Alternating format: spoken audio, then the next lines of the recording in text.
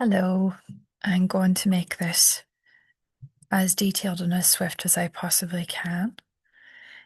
Today's session is a very, very big one. We're looking at the topic of a spectrum of disruption, and I'm going to share a true case study of the experience of neurodivergence when undiagnosed and undersupported, which causes complex trauma in children.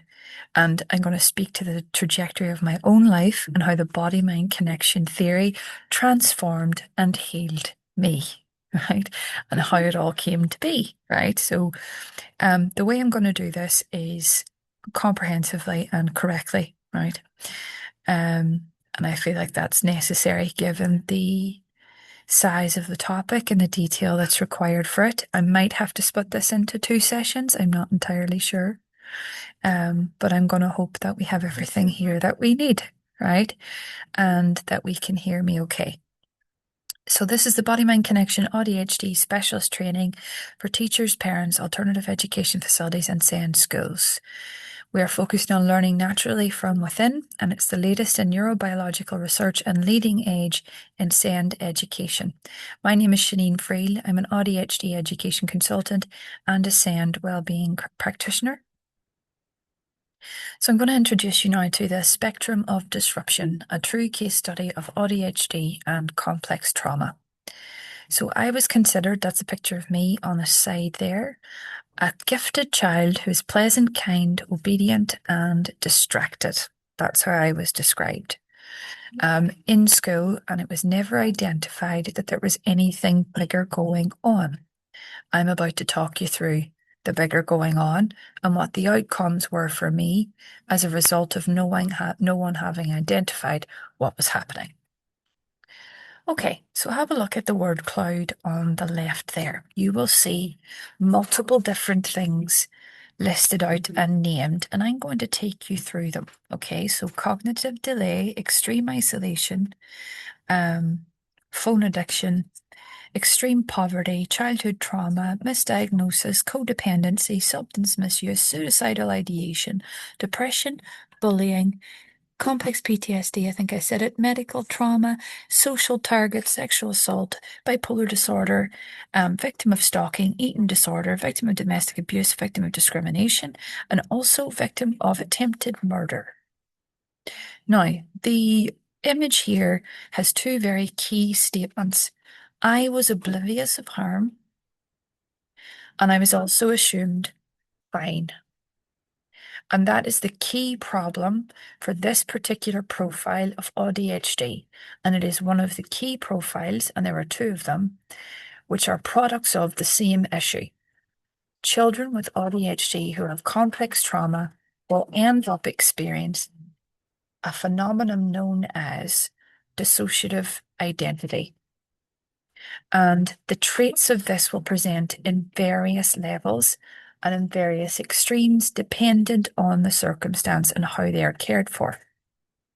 So, a little background. There's an image of me in my 20s or early 30s, right?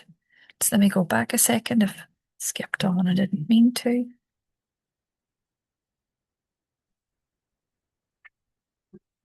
In this image, I had extreme anxiety, had been diagnosed inaccurately, and been given improper treatment. I was being quietly, covertly controlled and abused at home. I failed to identify harm because I was programmed to bond with and protect those who guided me. I had no trust in myself, having no social intelligence and low to no self-esteem. I also had a disordered relationship with food, was chronically ill, and having panic attacks and nightmares over ostracization from my family. I was rushing towards a wedding because it would hide all the things that were going horribly wrong. I was a child in a woman's body, in fact, multiple children. This was who was running me. As you can see, there's a spectrum of growth or development or maturity that we anticipate inside of a normal, healthy human being. Because of the disruption in my life, I had been left with multiple child selves active in my body field and in my body system. And these children were running my life in an attempt to restart development on the neurobiological level. If we go down to the brass tacks of what they were automated funnels of response and behavior that presented it as whole personality types and had been embedded due to improper care in early life and in my teens. Now, the only way to correct this was to work on a neurobiological level at handling the real problem, which was chronic stress and adaptive stress response that had not been resolved. So my development had been stunted at key points in my childhood and teens due to fear and the inability to escape my circumstances. I formed small selves who were constantly switching authority over my perspective, mannerisms, and behavior. It was similar to dissociative identity disorder. I switched identities right in the middle of big life changes. Engagements ended, relationships shattered, I was being abused or in chaos, and no one knew.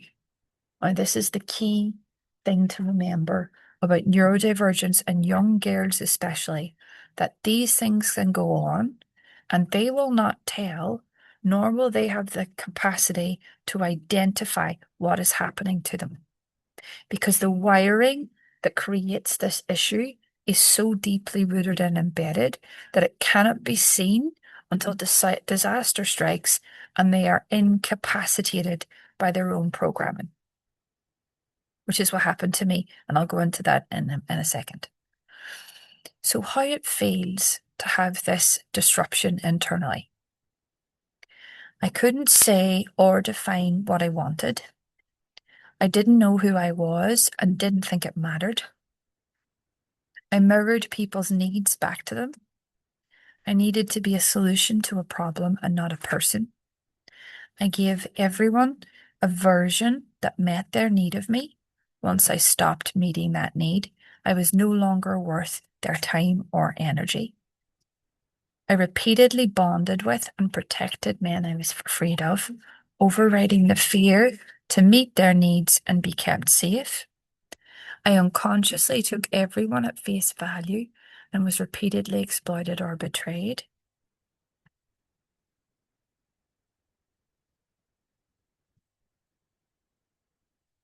I was false positive, false praising, false accepting, and highly agreeable out of fear and due to the nervous system being stuck in this fear state. My gifted and talented aspects as a child, which I definitely had when I was young, were lost under the intensifying threat of survival as I grew up. I lost the ability to eat, dress, think, or hold memories. I became a fragment, only one of them, and the least functioning one of all, the youngest child.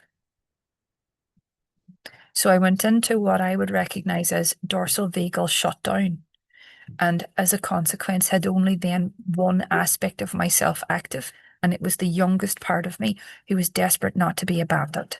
I was so overwhelmed by my circumstance that that's where my life had driven me, and I could be perceived as a fractured or dissociated or disturbed individual from an external perspective. Like I didn't have the ability to see or understand what was happening to me. I did, but I was locked inside of myself and trapped underneath these behaviors. I watched my life happen to me and let other people determine what it looked like. I was permanently exhausted and never ever told anyone how I felt. When I found what I wanted, it didn't want me. When it got to the point in my life where I was presented with an opportunity or an experience that reflected back to me all my own inner interests, my own natural desires, all my own preferences, all my own joys, I wasn't fit for purpose. I wasn't able to express myself in my fullness because I was masking so heavily and programmed so far out of my own natural state. And equally, I presented completely differently to my own nature. So this is Finn. Finn arrived in April 2020 and became a centre point from which to reorient my life. Suddenly I was worth something and mattered because he needed me. We both needed to be safe and that came first. And slowly, being a mother made me change in ways I never thought possible before. He saved my life. Isn't he beautiful? I really like that picture. So, there was a big event that triggered the opening and transformation and development of the BodyMind Connection Audhd, and it was my own destruction. And I'm going to tell you now about that. So, in 2012, the wheel of karma appeared at the end of my bed. It was 7 foot by 7 foot, this big, massive thing. This was also the same year my granda died. And I started to experience what could be described a more spiritual reality than the one I'd previously lived. Now, that sort of started a 12-year, 14-year period of unraveling. Lots and lots of things came up, and I experienced a lot. By the early 2024, I'd been a victim of attempted murder. I had been drugged and poisoned and left to fend for myself whilst being stalked and harassed by the same culprits. I failed to protect myself and was in severe burnout, heavy masking, and slow cognitive decline due to overworking, high pressure environments, and long-term chronic stress and survival mode. I was also isolated and abandoned by friends who didn't understand what had happened to me and why I was behaving the way I was. This fundamentally altered the trajectory of my life because I moved into psychosis during this time, and absolutely no one I told helped me. So I told nobody else. I had to recover naturally and on my own. And in order to do that, I had to reset and recuperate from the center of me. I had to begin learning from within who I was, and I started with my nervous system because I had to. I recovered body, mind, soul, and spirit. I'm grateful to be alive and built the BodyMind Connection Audhd and Sincerity School CIC from the wreckage of that time. Now, here are some statistics around the subject that I'd like to share with you briefly. So 40% of autistic females have been victims of sexual abuse. Neurodivergent women are more likely than men to mask that they are victims of abuse. 84% experience at least one form of victimization in their lifetime. Neurodivergent women are 3 times more likely to experience abuse and far less likely to report it. 16% have reported child abuse. A vast number don't. And when people with autism or ADHD experience domestic violence and abuse and they report it, they are less likely to be believed than their neurotypical counterparts. And those are statistics. So here's some information from somersetdomesticabuse.org, right? And this is explaining the problem for those who are neurodivergent who go through this. And it's exactly to type with regards to me. So there are difficulties recognizing abuse. It's not always physical. It can be emotional, economic, psychological, or coercive. And due to the fact that neurodivergent individuals, particularly women, are very socially aware, but then don't have a lot of social intelligence, if it feels improper to share what they're going through, they're very easily talked out of it or convinced that it's not happening. So being controlled or mistreated by a partner or caregiver is really, really easy to do because they struggle with understanding what's normal. And that was my issue. I had never, ever borne witness to normal. I had only ever experienced toxicity and harm in every form of relationship. So I could not see the harm that was being caused me, and I was programmed to be responsible for that harm. So high dependence on others plays a role here too. Many depend on a partner, a family member, or a caregiver for managing finances, transportation, or personal care. That used to be me. Over the last 2 years, I've recovered where I now have greater responsibility over my own basic care and needs and the care of my son.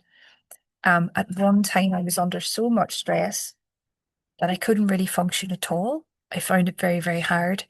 And I had to recover myself through the body mind connection process in order to access the abilities that were being held away from me. And I now can do all of those things, still with some assistance.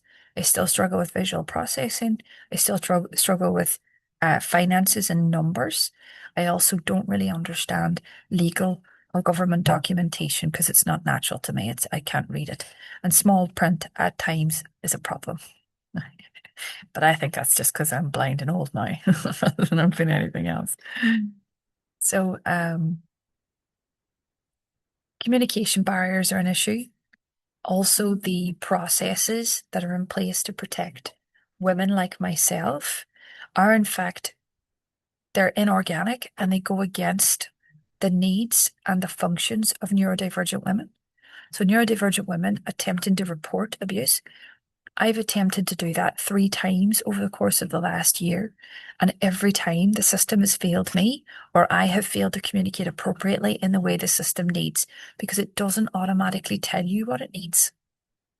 And even in that sense, what seems justified and true and right and fair for a normal human being is not necessarily the case inside of those systems. And many are being failed as a result. So, barriers to seeking support: fear of not being believed, overwhelming sensory challenges, dependence on the abuser. And that is very common. So, before I recovered, these are the types of things that I was called all the way down into my teenage years, into my childhood, and beyond that. Boring, serious, useless, lazy, fake, crazy, a pick-me, annoying, needy, pretentious, immature, slow, intense, miss perfect, childish, dramatic, arrogant, loser, hard work, weirdo, snob, embarrassing, man mad, desperate, stupid, unstable, a loner, sad, or a show-off. Now, all of these words root into one primary societal and systemic problem that is faced by all women currently, and it's sexism. If we were to see a child who was male presenting with the same behaviors that I presented, we would see a child who was harmed, desperately seeking support and love and safety.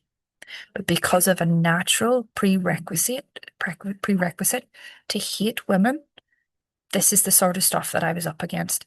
And that is also commonly held. The idea of hysteria in the medical system stops women being treated for neurodivergence instead, or for trauma. Instead, they are blamed and given personality disorders instead, which completely gaslights them out of the harm that's been caused and completely eradicates them from any further care and support inside of any system of harm they may have found themselves within. So only one label fits. I was ADHD and I was traumatized. The end.